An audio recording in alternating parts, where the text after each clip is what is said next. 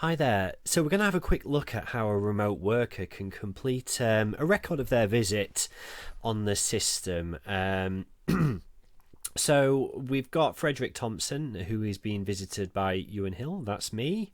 And this is going to be a T call. So in the system, as you should be aware, you can set like kind of appointments and put description of what needs to be done on that appointment, and then set potentially a number of tasks and medications. So things that you'd like a remote worker to attend to, and then also medications that might be required to be supported with on that visit. So this can be used instead of a MAR chart.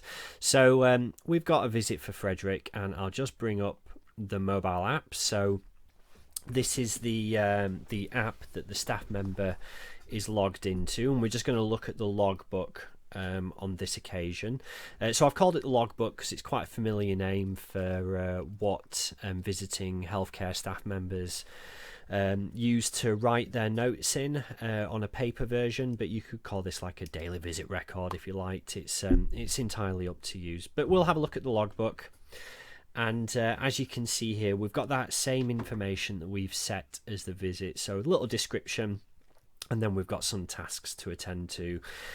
So to show that I've supported with these requirements, I can just tap complete on those. I could pop a little note on this if I wanted to as well. So I could add a comment. Wanted to sit on sofa today. Can submit that and then complete it, and then we've got to lock the door safely on our way out. We won't complete that just quite yet. And then these are those medications that we had on the system that we're going to support with. So we've got some Diprobase that needs applying to the legs. If I just need a quick visual of where that's supposed to go as well, I can just tap on this body map, and here we go. We've got a little image there, so we've got a good idea that it goes all over the legs.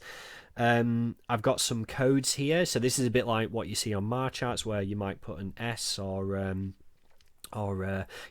some cases you might have D for if diarrheas happened during the visit, which meant that medication couldn't be given. And you can customize these buttons to what you want, and we've got supported, not required, refused, and other, and I can tap on this little button here to show me a key of what those are as well. So we're going to pop that Diprobase wasn't required today. Legs were looking okay. And then we've got paracetamol. So just take as and when needed. Our visits are 4 hours apart, so that's absolutely fine to give Frederick this if he requires it. So in this case, we're just going to pop supported with, because he wanted to have his paracetamol to complete that. And then we've got a little well-being status, so just a general being of how Frederick is doing today. So we'll just pop this in a good mood. Frederick was left in the living room and looking forward to speaking with daughter later. That's great. So I'm going to submit that. I can add in another comment if I wanted to. So, it's really your ability to write kind of more in these if you want. Don't worry if you finish off your note and it's like, oh, I didn't make that last little note on there. So you can just add a new comment in there. We're ready to leave Frederick. I've remembered to lock the door. So I'm now going to complete this. Complete. And there we go, it's logged me out, and we can see that the visit has completed on here as well. So that's how you can do a remote visit, and as you can see, the records are immediately ready for you to have a look at back in the office. Thank you.